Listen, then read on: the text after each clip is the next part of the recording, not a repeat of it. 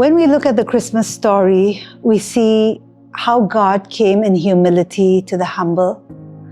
We see how God came quietly to include those who would otherwise be excluded. Jesus was born not in a sanitized environment, but he was born in a dirty, manure-filled, germ-infested stable with no help, no support. Mary, the woman who was chosen to carry the King of Kings, was not a woman of nobility. She was lowly and insignificant.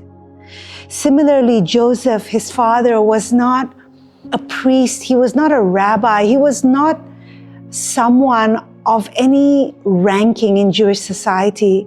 He was somebody who worked with his hands. He was probably a carpenter or a stonemason, the equivalent of a daily wage earner, a hajira worker.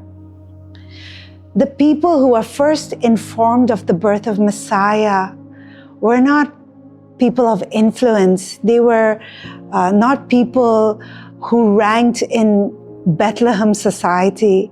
They were shepherds. Shepherds were the most insignificant members of a family, the black sheep who were chosen to look after the flock, risking their own lives.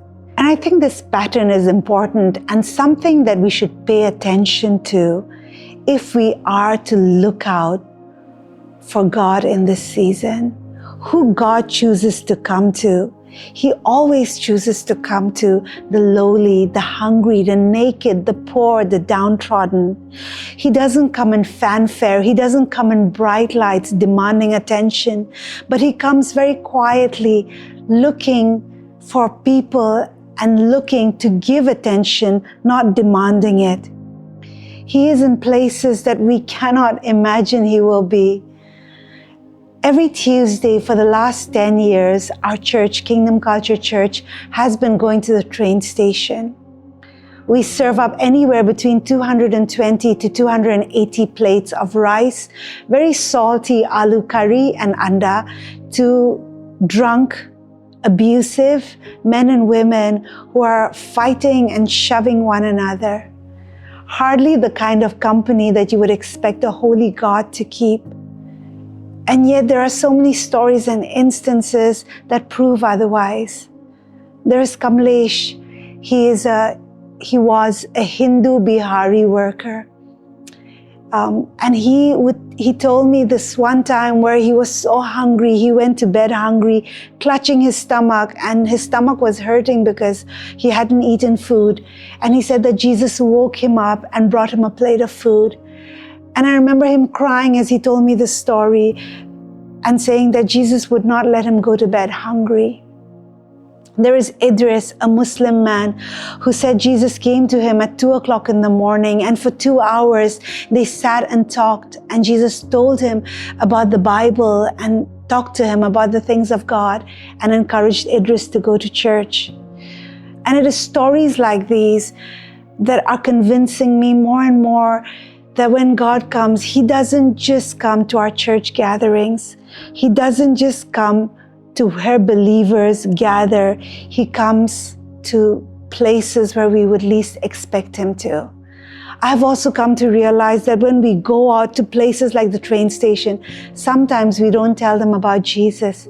Sometimes they tell us about Jesus. I'm also coming to accept that we Christians do not have exclusive access to Jesus and his presence. Jesus comes not just to the church, but to the whole world.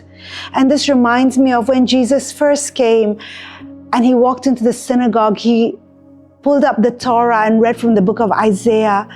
And after he was finished reading, he began to preach to the people there in Luke chapter 4. And he says this, "I tell you truly, many widows were in Israel in the days of Elijah, when the heaven was shut up 3 years and 6 months, and there was a great famine throughout all the land.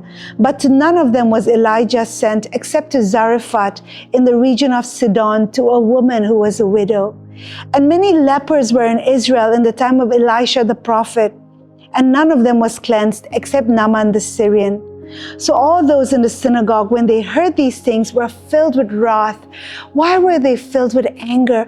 Because there is this understanding among the Jewish community that the Jewish Messiah would only come to the Jewish community.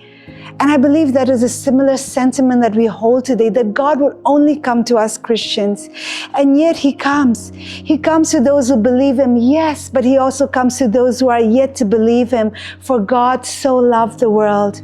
He comes in dreams. He comes with a plate of food, but He always comes with kindness, bringing peace and healing.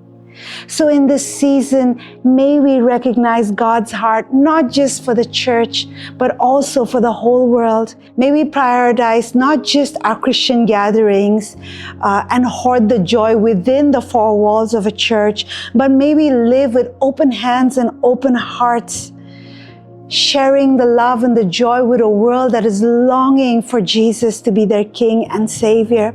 May we step out of our comfort zones to share a meal, to give a gift, and to spend time with people who Jesus would choose to spend time with.